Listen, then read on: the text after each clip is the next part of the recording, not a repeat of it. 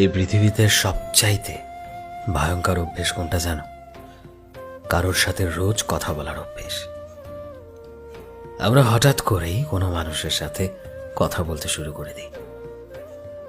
ধীরে ধীরে সেই মানুষটার সাথে আমাদের কথা বলার অভ্যাস জন্মায়, আর তার ঠিক পরেই আমাদের তাদের জন্য মায়া জন্মায়। আর এভাবেই যখন মায়া বাড়তে থাকে দিনের পর দিন, আমরা সেই মানুষটার উপর আসক্ত হয়ে পড়ি। আমরা নিজেরাও বুঝতে পারি না কিভাবে নিজেদের অজান্তেই আমরা সেই মানুষটাকে নিজেদের অভ্যেস বানিয়ে ফেলি। আর ঠিক তখনই আমরা সব থেকে বেশি আঘাত পেতে শুরু করি, কারণ আমাদের ভালো থাকাটা সেই মানুষটাকে ঘিরেই শুরু হয়। কখনো যদি হঠাৎ তার সাথে কথা বলা বন্ধ হয়ে যায়, আমরা কেমন যেন অস্থিরতায় ভুগতে শুরু করি, ধীরে ধীরে ডিপ্রেশনে ভুগতে শুরু করি। তার সাথে কথা না বলে বুকের ভেতরটা কেমন যেন দম বন্ধ লাগে। যা কিছুই করি না কেন, কোনো কিছুতেই আর সুখ খুঁজে পাওয়া যায় না।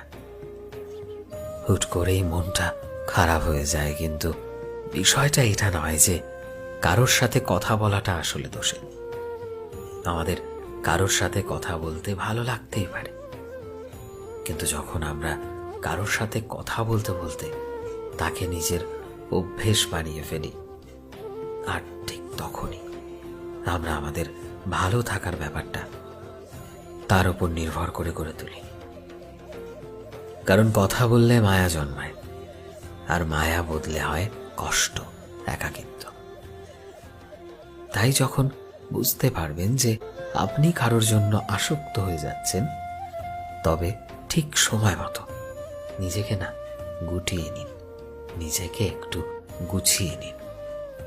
নিজেকে ততটাই সামলে রাখা ভালো যতটা সামলে রাখলে কারোর কাছে যাওয়া কিংবা তার থেকে দূরে চলে যাওয়ায় আপনার আর বিশেষ কষ্ট হবে না। নিজেকে সব থেকে বেশি অভাগা কিংবা আদলাকিও হবে না। তাই এমনভাবে নিজেকে তৈরি করুন যাতে কোনো কিছুতেই আর সেই রকম প্রভাব আপনার উপর না পড়ে, যাতে করে আপনার জীবনটা, আপনার এই মহামূল্যবান জীবনটা কোনোভাবেই নষ্ট না হয়। সো ফ্রেন্ডস, আমি শোভন ছিলাম তোমাদের সাথে, কলমে বিশ্বজিৎ। ভিডিওটি কেমন লাগলো অবশ্যই কমেন্টে জানিও। এই মুহূর্তে তুমি যদি আমাদের ফেসবুকে দেখে থাকো, তবে প্লিজ আমাদের পেজটিকে ফলো করে দিও। চ্যানেলে নতুন হলে প্লিজ চ্যানেলটিকে সাবস্ক্রাইব করে দিও। আর যারা অলরেডি সাবস্ক্রাইব করেছো, তোমাদের সবাইকে অসংখ্য ধন্যবাদ।